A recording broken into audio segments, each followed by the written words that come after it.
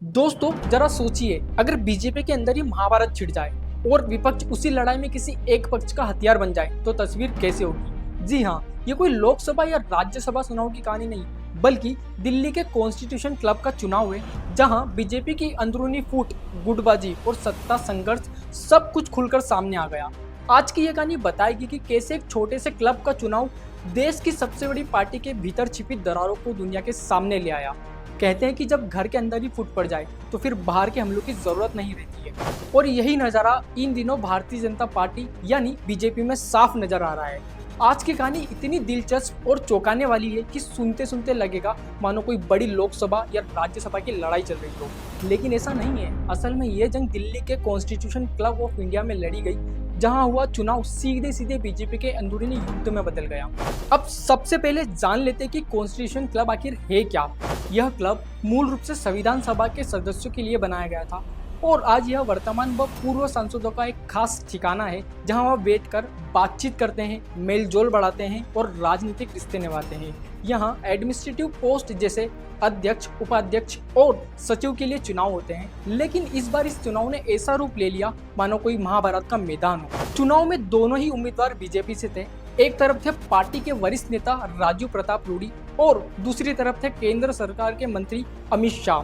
खेमे के नजदीक माने जाने वाले संजीव बलियान, लेकिन जैसा अक्सर बीजेपी में चुनाव के दौरान होता है, यहाँ भी आरोप प्रत्यारोप, गड़बड़ी और गुटबाजी शुरू हो गई। जातीय समीकरण बनाए गए और विपक्ष भी इस बार मैदान में कूद पड़ा। दिलचस्प यह रहा कि जैसे यह साफ हुआ कि संजीव बलियान सरकार समर्थित उम्मीदवार है, विपक्ष ने तय कर लिया कि उन्हें हर हाल में हराना होगा। नतीजा यह हुआ कि कांग्रेस, समाजवादी पार्टी, आम आदमी पार्टी, तृणमूल कांग्रेस और वाम दल सभी एकजुट होकर रूडी के साथ खड़े हो गए। यहाँ तक कि सोनिया गांधी और खड़गे खुद वोट डालने सबसे पहले पहुंचे।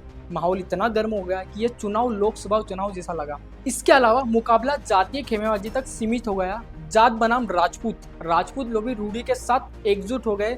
राजस्थान सरकार के एक मंत्री सिर्फ वोट डालने जयपुर से दिल्ली पहुंचे। आखिरकार राजपूत वोटर ने रूडी को जितवा दिया और नतीजे में वह विजयी रहे। लेकिन यह कहानी खत्म नहीं होती है। जीत के बाद जहां जश्न होना चाहिए था, वहीं रूडी को ट्रोलिंग का सामना करना पड़ा। बीजेपी आईटी सेल से अचानक राम विरोधी रूडी का हैशटैग ट्रेंड करने लगा। पहले लगा कि शायद उन्होंने कोई बयान दिया होगा, लेकिन हकीकत ये थी कि कुछ ऐसा हुआ ही नहीं था। बस अलकमान की नाराजगी और बलियान की हार से आईटी सेल को रूडी के खिलाफ मोड़ दिया। यह आईटी सेल जो विपक्ष पर फेक न्यूज और नफरत भरे कैंपेन चलाती है, इस बार अपने ही नेता पर टूट पड़ी।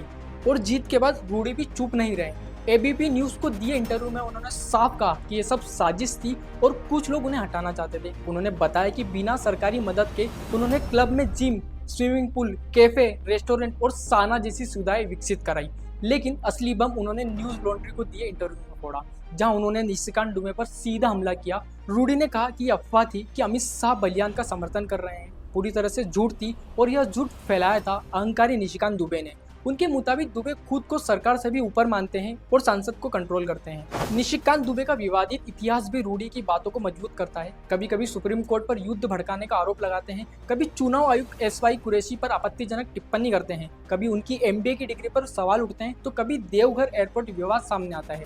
लेकिन इन सब के बावजूद उन पर पार्टी ने कोई भी कार्रवाई नहीं की, क्योंकि वे सबसे पावरफुल खेमे का हिस्सा माने जाते हैं। सोचिए, अगर एक छोटे से क्लब का चुनाव इतना गड़बड़ा सकता है, तो आने वाले बड़े चुनाव में क्या होगा। क्या बीजेपी सब कुछ तोड़कर एकता का दिखावा करेगी, या फिर धीरे धीरे हर दरार सामने आती रहेगी।